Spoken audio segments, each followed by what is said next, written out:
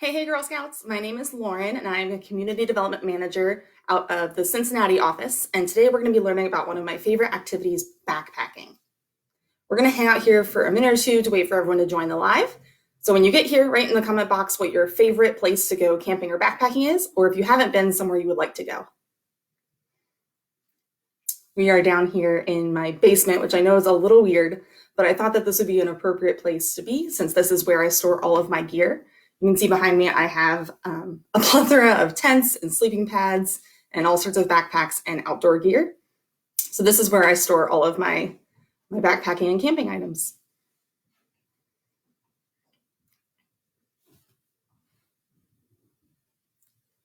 So since we're talking about, or I asked you about our favorite places to go camping or backpacking, my favorite memory of camping was definitely with my dad and my little brother. We were camping in Arches National Park. We hadn't really planned on camping there for the night. We had kind of time got away from us while we were hiking, and we decided to stay the night instead of trying to drive back to a city to look for a motel. So we ended up pulling out our tent and setting it up in their campground. And I had never seen that many stars before in my life, and it was absolutely amazing. We hadn't really planned on it, so we didn't have any food ready to cook over the fire or anything. So we had Chinese food leftovers with rice and pineapple and Vienna sausages. That's probably the most memorable part of that trip. So if you're just joining us, again, my name is Lauren, and I am a CDM out of the Cincinnati office. And today we're working on our Senior Adventurer badge. So we'll be talking about backpacking, some of the gear that I have, and working on some skills.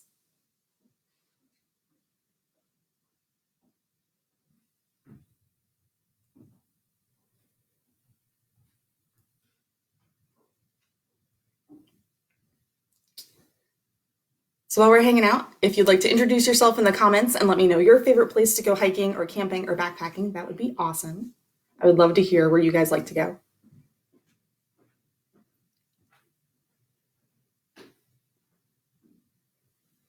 We'll give everyone another minute or two to join. I know it's early on a Saturday morning.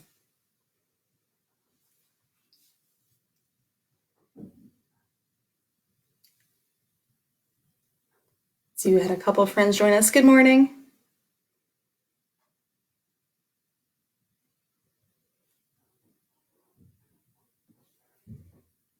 We'll give everyone one more minute to join.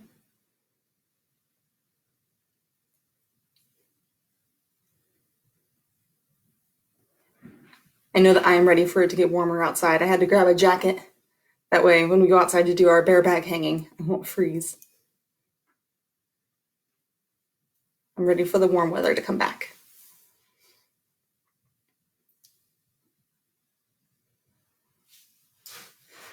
Check our comments. Give me one moment.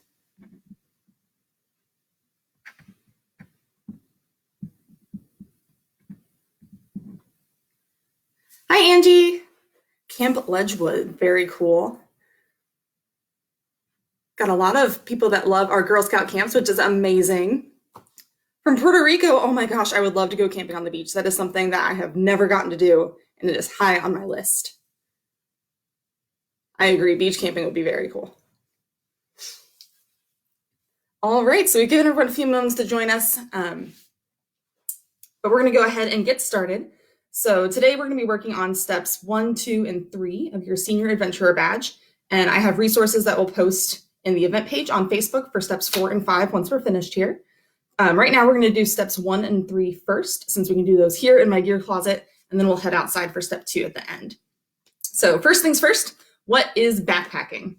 Backpacking combines hiking and camping into one sport.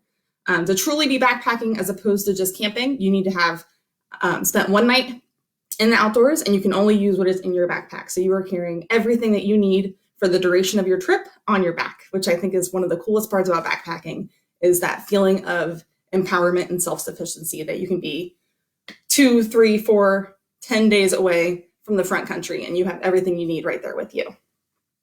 So backpacking as a sport dates back to the early 1900s. It's difficult to figure out an exact date, but the invention of the packboard and the 1968 passing of the National Scenic Trail Act really helped advance backpacking into the sport that it is today. So most people would say that backpacking began in 1920 when Lloyd Nelson invented the camping backpack. He was trying to make his carrying pack more comfortable, a little bit easier for him to bear all of that weight. So he took basically what would be your backpack you would wear to school, like a light sack, and added a rigid board to the outside of it to give it a little bit more structure, so it'd be easier to carry over long distances.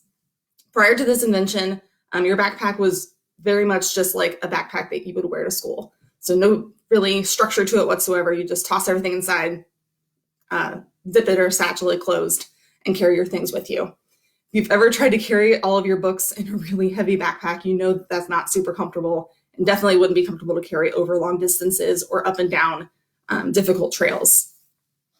So since they designed that pack board that gives a firm, rigid structure to the backpack, the design really hasn't changed that much ever since. There are still backpacks that are designed with an exterior frame that have metal on the outside. You may have seen them. Your dad or older brothers have them. They're not super popular anymore. Most people now have an internal frame backpack, which is what I have. So I'll show you those in a little bit. When we're talking about backpacking, it's also important to note that National Scenic Trails Act. So what that did is in 1965, it encouraged people to rediscover the outdoors whenever possible and to get out there and appreciate the natural beauty that surrounds them. It established trails and made an invitation for people to get outside and explore roads less taken, and really encouraged people to get started on the Appalachian Trail, which is one of my favorite trails to get out and backpack. So the Appalachian Trail, or the AT, is a marked hiking trail in the eastern US going from Springer Mountain in Georgia all the way to Mount Katahdin in Maine. It's about 2,200 miles long, although that length has changed over the years as different parts are modified or rerouted. And it's the longest hiking-only trail in the world. More than 2 million people hike it every year, starting in about March to early fall. And they can head either north or southbound on that, which is pretty incredible. Some people also do a yo-yo, so they'll hike halfway north and then hike the other way back down and kind of do it as a yo-yo. So the AT opened in 1937 after about a decade of work, although it still continues to be updated and maintained by over 30 different organizations and clubs. So it's managed by the National Park Service, the Forest Service, the nonprofit Appalachian Trail Conservancy, and a lot of different clubs will go out and do trail maintenance on it just for fun. The trail is mostly in forest, although parts of it go through towns, along roads, through farms, and it passes through 14 states. It goes through Georgia, North Carolina, Tennessee, Virginia, West Virginia, Maryland, Pennsylvania, New Jersey, New York, Connecticut, Massachusetts, Vermont, New Hampshire, and Maine. Now, I have not done nearly all of that. I don't know that a full hike of the AT is ever in my future, but I love doing section hikes on it. So I have hiked in Georgia, Tennessee, and Virginia on the AT.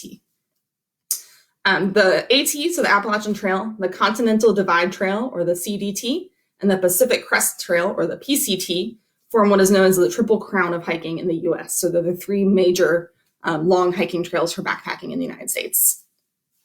So now that we know a little bit about the history of backpacking and a little bit more about our most famous backpacking trail here in the US, let's talk a little bit about some of the women that made this sport what it is today. So we cannot talk about backpacking in the AT without talking about Grandma Gatewood. So Emma Gatewood, or also known as Grandma Gatewood, was born in 1887, and she was an ultralight hiking pioneer and was the first woman to hike the Appalachian Trail when she finished in 1955. She was 67 years old when she hiked it, a mother of 11, and a grandmother of 23 when she hiked the Appalachian Trail. Now, she didn't have any of the gear that I just told you about when she hiked the Appalachian Trail. She hiked it carrying a homemade knapsack. She wore Keds sneakers, white Keds sneakers, and she went through 6 pairs of them in the 146 days that it took her to hike it. She brought a blanket and a plastic shower curtain to protect her from the elements, but she didn't bother with a sleeping bag, a tent, a compass, or a map, and she relied really heavily on the hospitality of strangers as she went along the way. She'd sleep on a front porch swing or under a picnic table or on leaves, and she ate canned sausages, raisins, peanuts, and greens that she found along the trail and meals offered by strangers. She's referred to as kind of the pioneer of ultralight backpacking, which just means that you are carrying the lightest, most minimal gear for your trip, the bare minimum of things that you need to have with you. I am not an ultralight backpacker. I have a lot of things that are a little bit too heavy for ultralight backpacking or are extraneous and not necessarily needs, more of a comfort item. But she really just pioneered that movement and helped draw attention to the Appalachian Trail. So really in the 1950s is when a lot of people started doing those through hikes of the entire trail. Fast forward to recent days, and Heather Anish Anderson is one of my all-time favorite heroes. I got to meet her last year. She's absolutely incredible. But what she did was in 2018, it took her 251 days, 20 hours, and 10 minutes to not only hike the Appalachian Trail, but also the Pacific Crest Trail and the Continental Divide Trail. So she hiked the Triple Crown, all three of those long trails, in 251 days. So she was the first person to ever do it in one calendar year. She covered 8,000 miles in those 251 days, went through a pair of shoes about every 20 days, and hiked through 22 states in the company of bears, wildfires, and knee-deep snow. When she finished her hike in New Mexico that November, she was the first woman to complete America's 3 most famous trails in a calendar year, which is just absolutely mind-boggling. She's done the Triple Crown 3 times, only once in 1 year, but she's done it 3 times total. And she set the overall self-supported speed record for the PCT in 2013, so the fastest through hike without any additional support or people dropping off food or gear for her. She hiked the PCT at that time, which is 2,650 miles in 60 days, 17 hours, and 12 minutes. And then in 2015, she did the same thing for the Appalachian Trail and broke that speed record as well. That record has since been broken, but she's still considered the fastest known woman to ever hike the trail without support, which is absolutely incredible. In the Facebook event page, I will post after this Facebook Live video some more information about both of those incredible women if you'd like to learn a little bit more about them. So that's step 1 of your senior adventurer badge, was learning a little bit about the history of backpacking and the women who made it awesome. We're going to jump ahead to step 3 and kind of start going through the gear that I personally use and talk a little bit about the gear that you would need to begin backpacking as a sport or as a hobby if you're interested. So I have most of my stuff down here for you guys to see. We're going to start off with my backpack. So you can't go backpacking without a backpack. And this one is the one that I would carry on trips anywhere from around 4 days up to 10 or more. And this is a Gregory Diva backpack. So it's a women's specific backpack. Diva is spelled D-E-V-A, not diva like a superstar diva. And this is not considered an ultralight backpack by any means. It's pretty heavy just by itself, but what makes it heavy is the support system that it has inside of the backpack itself. So I'm going to flip it around so you guys can see that.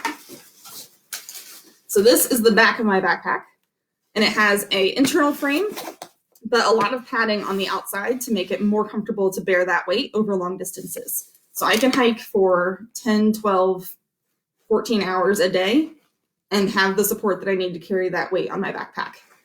The foam is kind of curved, so it matches the small of your back. It's got a lot of padding down here on the back, so it rests kind of just above your tailbone. And then it's got hip belts to go around your waist. Since this is a women's specific backpack, the hip belts are actually kind of tilted forward a little bit, as opposed to a men's backpack. That way it goes around our hips a little bit better and is just a little bit more comfortable for us.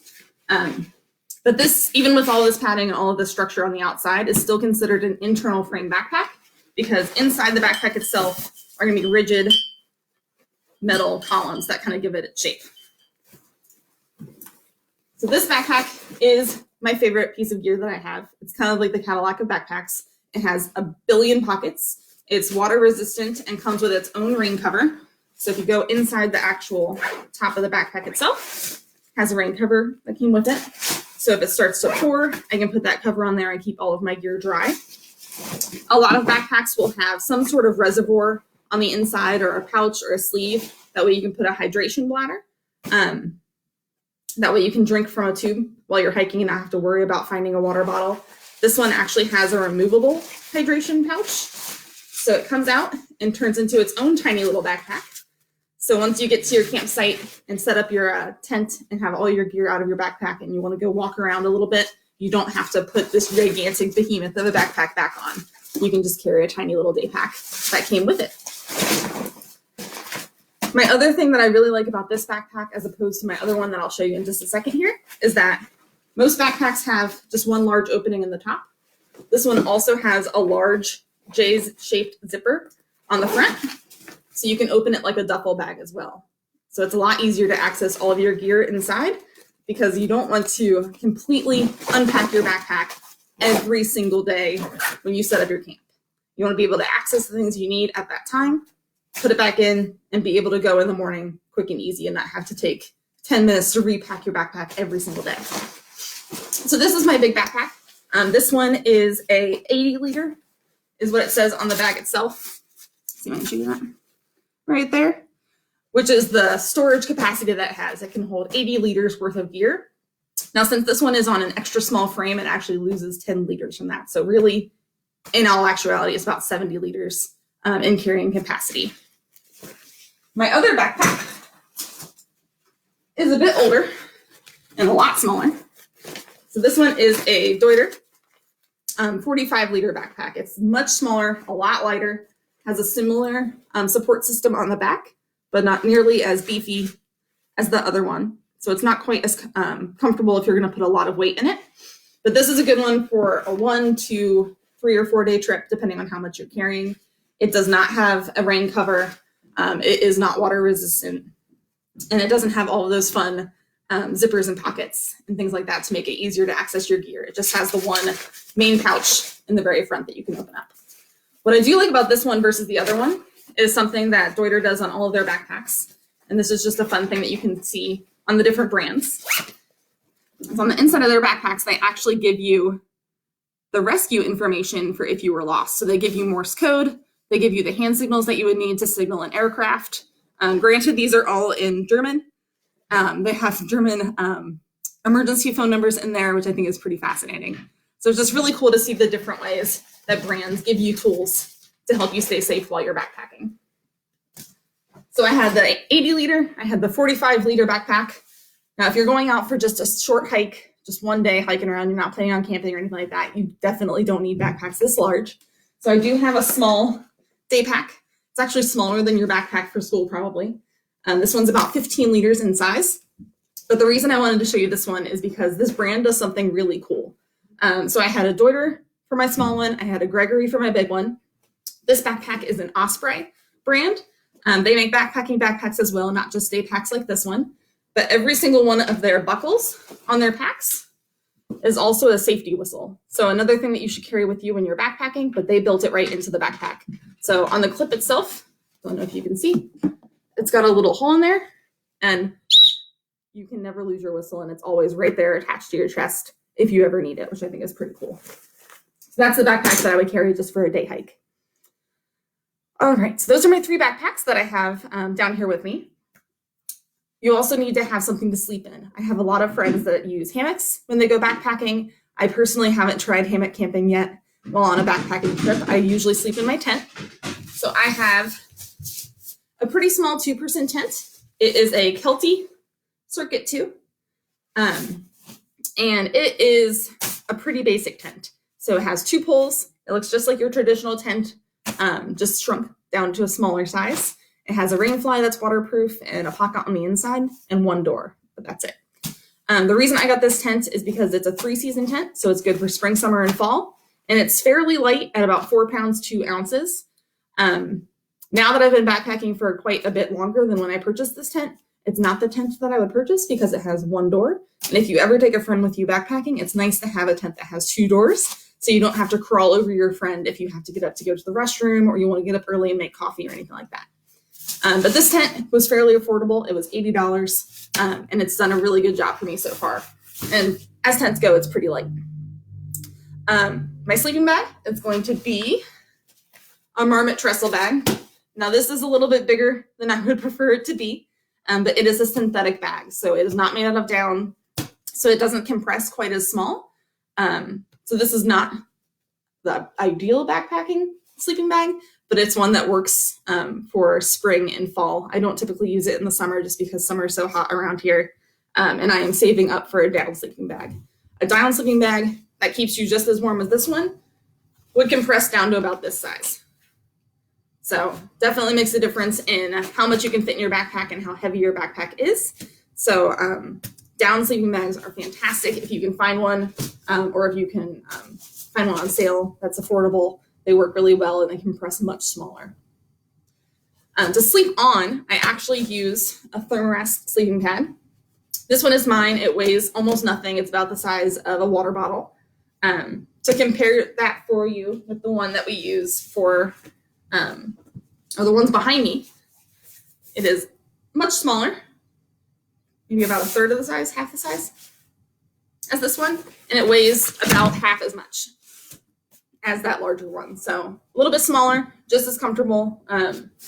It's just all about finding the gear that you like and that you feel comfortable with and that you want to carry with you on your back. Because remember, everything that's going in this backpack, I'm carrying for however many miles we're hiking. In addition to your tent, your backpack, your sleeping bag, and your sleeping pad, you're also going to want to have something to let you eat. So I personally have a pocket rocket stove, and it comes in this nice little bag. And this is how I cook all of my food while I'm on the trail. So it's really nothing fancy. It's a lid, a metal, and a cup. And then this is the stove itself inside here. So this is going to attach to a fuel canister, like this one. Screws onto the top.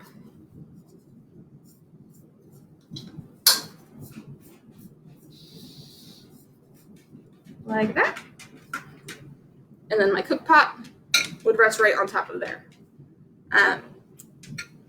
The pocket rocket stove in and of itself was about $80. The fuel canisters are about $5 at Walmart or any sporting goods store that you could find. But it's a quick and easy way to make your food. I know a lot of people have a very romantic idea of camping over a cook fire, making their dinner in like a little one of these. You might have seen your dad or your mom have one of these. Those work well. You can absolutely cook over a campfire, but at the end of a long day of hiking, you're not going to always want to make an entire roaring fire just to make your food.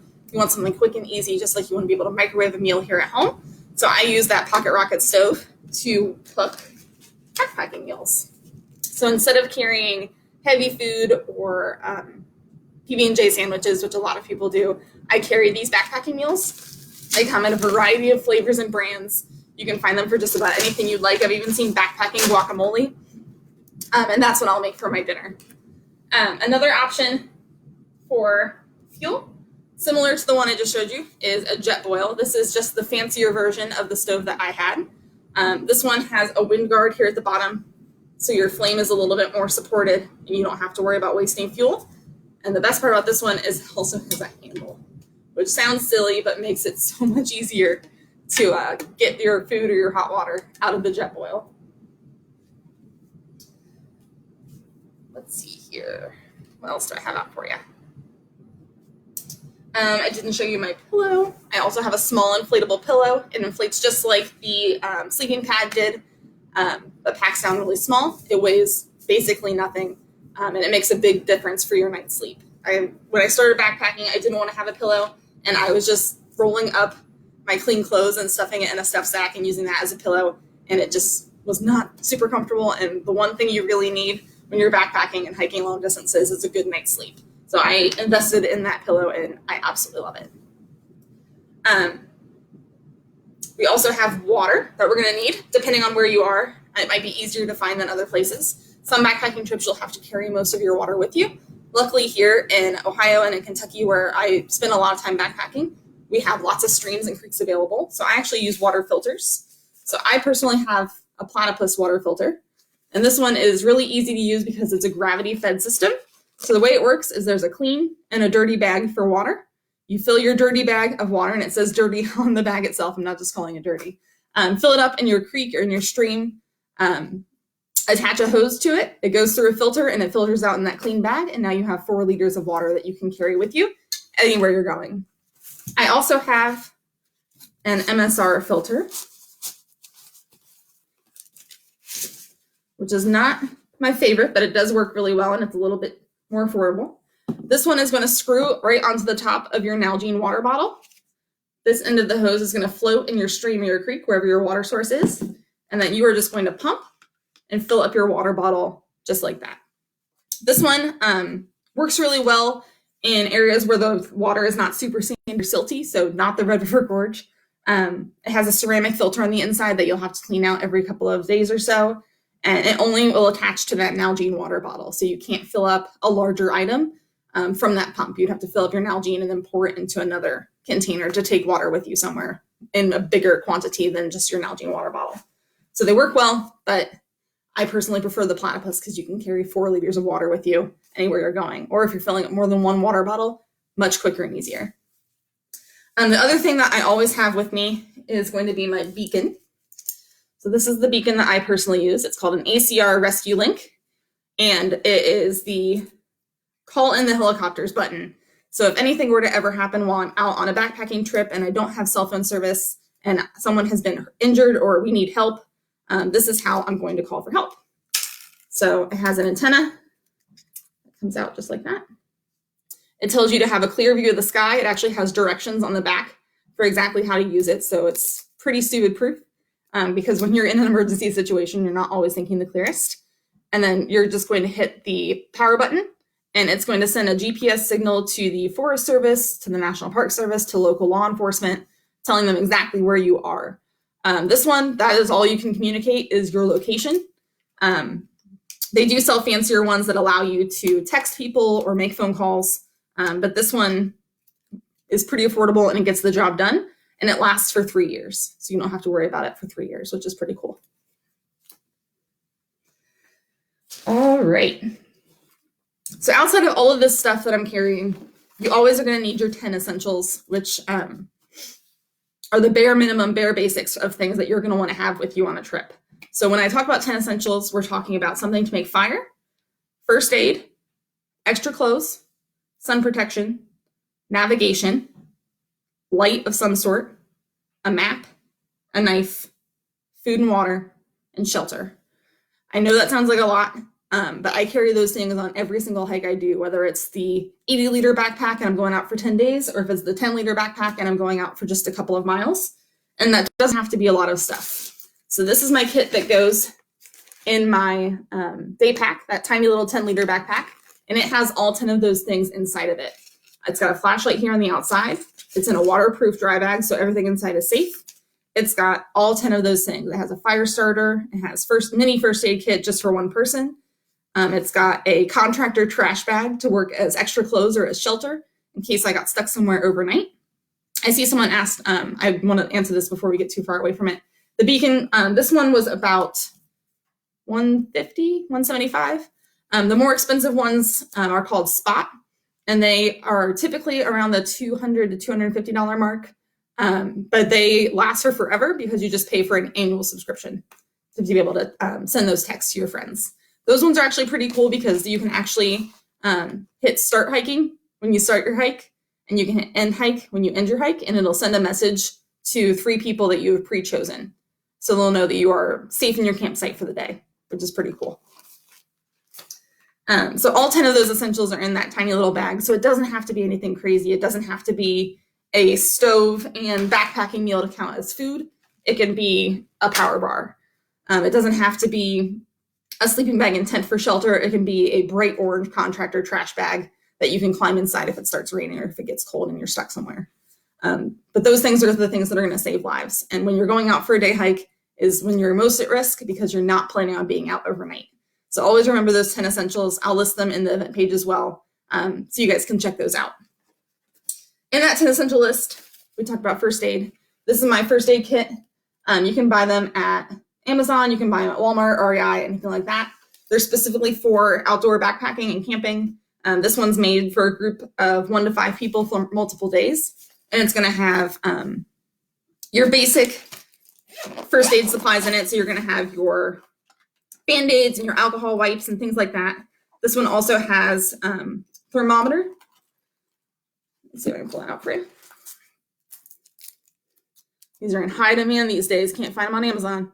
So these are fever scans. You place it on the forehead and it changes color to show you the different temperature that your patient is. Has a syringe so you can irrigate wounds. I've added a ton of ACE wraps in here because twisted ankles are common when you're hiking.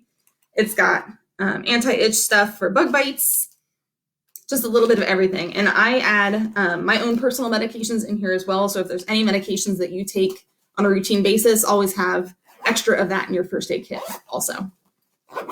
And this pouch is waterproof as well, so everything in here is safe. We talked a little bit about fire in that. Where did it go? Yeah. And I know a lot of people really like these stormproof matches. They do work well. It is impossible to blow them out. A windy day is not going to blow them out. And they are waterproof, so you can stick them in water and they're going to stay lit.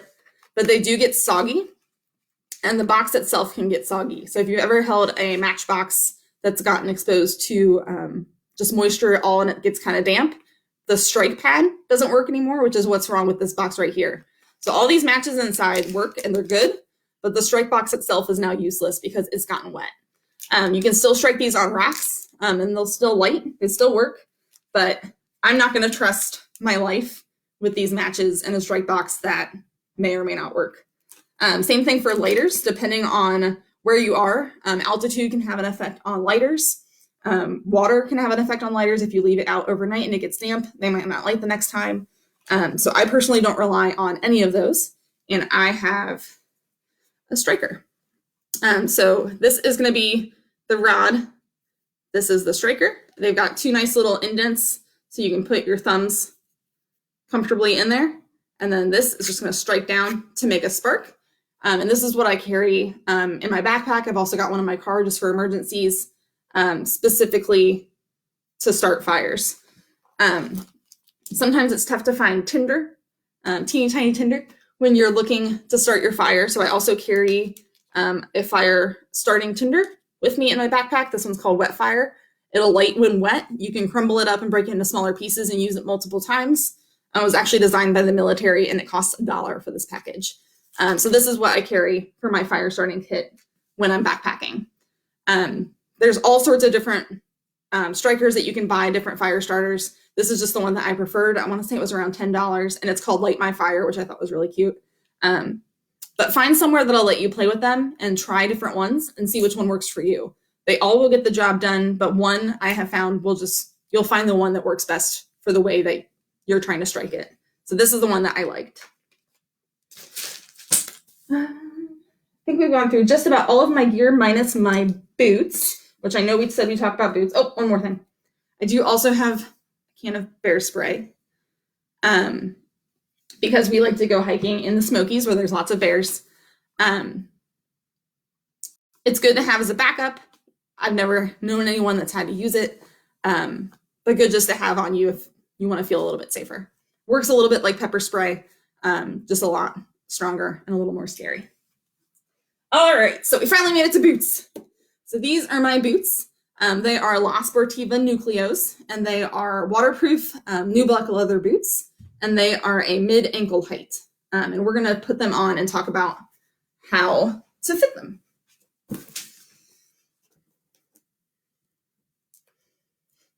And I know this is running a little bit more than the half hour that we promised you.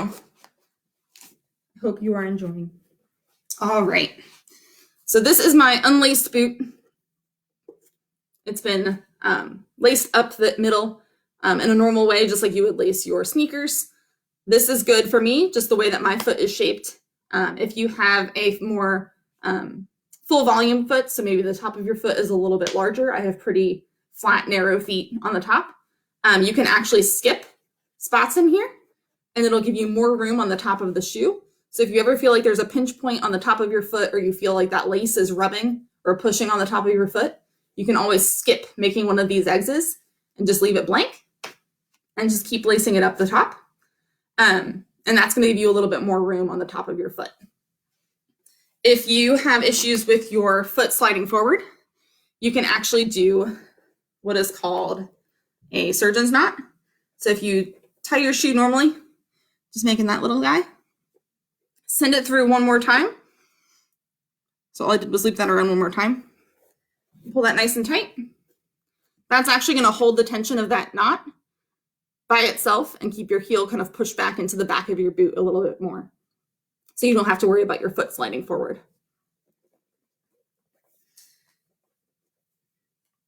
There's a couple different knots that you can do when you're tying your shoe. Most people do the typical bunny ears, kind of like that. And you can tell if you've tied your shoe right because that knot should be flat. So if you ever tie your shoe and your bunny ears are going up and down, it means that you have looped that bunny ear over the wrong way. And it depends on if you're right or left-handed. It's easy to do on accident, but we don't want them to be up and down because they're just going to work their way untied. So make sure that every time you tie your boots, that knot or that bow is facing horizontal. Make sense? When you're trying boots on at the store, you're going to want to look for a boot that's snug around your feet. And I will come back to that snake bite question. I see it over there, I promise. When you're trying on boots at the store, you're going to want to look for boots that are snug on your foot, but allow you to spread your toes. You want to have room to wiggle your toes, and make sure that you don't slide forward in those boots too much, because when you start hiking downhill, that's really going to come into play because you're going to lose your toenails if your foot is constantly sliding forward into the front of that boot as you hike downhill. I know it looks really silly when you go to outdoor stores like REI and they have that little fake mountain rock for you to climb up and down. You feel silly, but do it. It gives you a really good idea of how your foot is going to behave on different terrain going up and down inside those boots. So I absolutely recommend doing that. And I know a lot of people get embarrassed or concerned about going to stores and trying on multiple different styles of boot. Please don't feel silly. I worked at an outdoor store, and I literally tried on every single pair of boots before I made this purchase. So don't feel silly. They want you to find the right boot that fits your foot perfectly, that's going to work well for you. So try on as many as you'd like. Some good brands for women specifically are going to be Keen's. They actually make a women's specific boot. And I found that oboes work really well as well. If you have kind of a wider toe box, or you like to have more room in your toes, those work well because they're shaped a little bit like a V. So nice and snug around your heel to give you control, but then tons of room up front to splay your feet out, or splay your toes out rather. And they come with a really good arch support as well. So mess around, find the right brand that's right for you. No one likes the same shoe. I can't tell you to go buy these shoes because they're all going to be different depending on your foot. Back to that snake bite question, I saw that over there. They do make kits for snake bites. A lot of outdoor stores like REI have stopped selling them because they're more dangerous than the bite itself. Here in our part of the US, the only venomous snakes that you need to worry about really are going to be copperheads, maybe rattlesnakes every once in a while, and cottonmouths.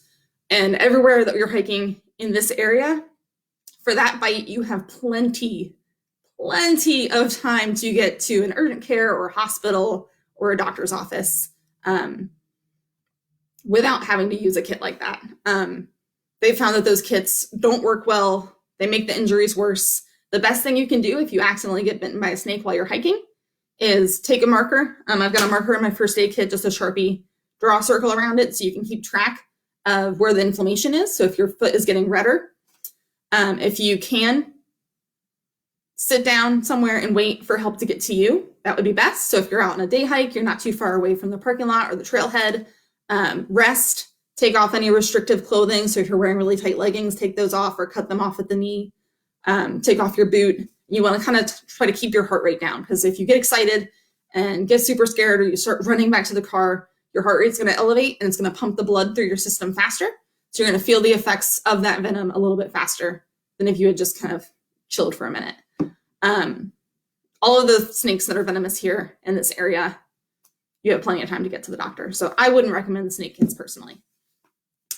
All right, so we have gone through backpacks, sleeping bags, boots, and I will post links to all of this information in that event page as well if you guys are interested. We're going to skip packing my backpack. I will post pictures in that event page just for the sake of time of packing that backpack, so you guys can see how it works or how you would do it. But the basic idea for packing that backpack is you're going to want to put all of the heavy items closest to your spine as possible, kind of along the back of the backpack inside. That way you can distribute the weight. You're going to want to put all of your light items kind of around that. And then any items that you want to get quickly or have easy access to, make sure you put them at the top. There's nothing worse than needing your raincoat when it starts raining and realizing that it's packed all the way in the bottom of your backpack. So what we're going to do now is we're going to head upstairs with my laptop and outside to learn how to hang a bear bag in a tree in my backyard. So I'm gonna grab just a couple of things to toss in that bag so it's a little easier to pull, and we're gonna head upstairs. So bear with me as we walk through my house.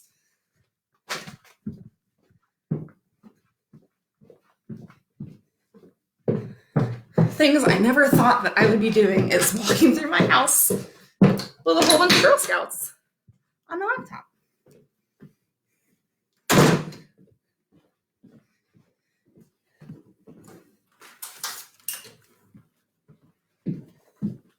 All right.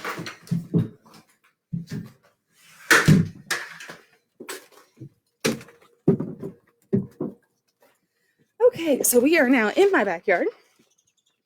And luckily I have a tree that is pretty well shaped for this. Right here in my backyard. We're gonna use that tree right there. So bear bags you are gonna use anytime that you are backpacking or camping somewhere where you have food with you, and you absolutely never wanna keep food with you in your tent. Please don't be a bear snack. Also, squirrels and mice and things like that wanna try to get to your food, and you don't want them in your sleeping bag with you. So what we do when we go backpacking around here or down in the Smokies is we hang bear bags. So I have a large waterproof dry bag. This one I think was like $4 at Walmart. It's nothing fancy. And you would put all of your food from your backpack for your entire party in here to keep it safe and dry. So any food that I have in my backpack, anything with a smell to it, so lotions or chapsticks, any power bars, anything like that, all gonna go in here. So for example purposes, we're gonna use my first aid kit in my 10 essentials bag. I'm gonna roll it 3 times and clip it. That's gonna keep everything safe and secure inside and waterproof. And then we've got my Nalgene and a rope that we have attached a carabiner to. This carabiner, just any one that you can find that has a clip, so it's not gonna fly off at you. The rope is just paracord that we got at REI. And Nalgene's I have found work the best because they are indestructible. The reason this one has duct tape on it is because I actually backed over it with my car to prove a point to a friend, and it's still working. So I like to use Nalgene's when backpacking. Number 1, because it's indestructible. Number 2, because that wide mouth attaches to that water filter, so I can filter water directly into it. Also, if I'm camping in the fall or in the spring, I can pour boiling water into this, toss it in my sleeping bag, and use it as a little space heater. So what we're gonna do is we're going to attach the carabiner to my Nalgene.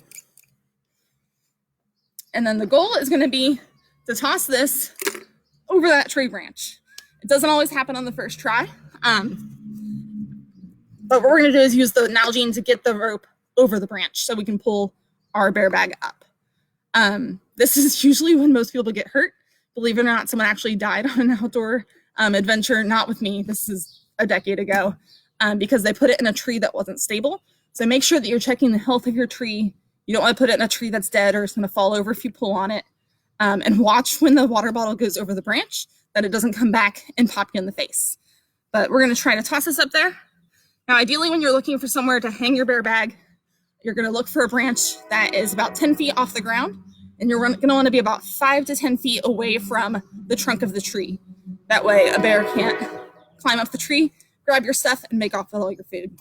So we're going to try that here in my backyard.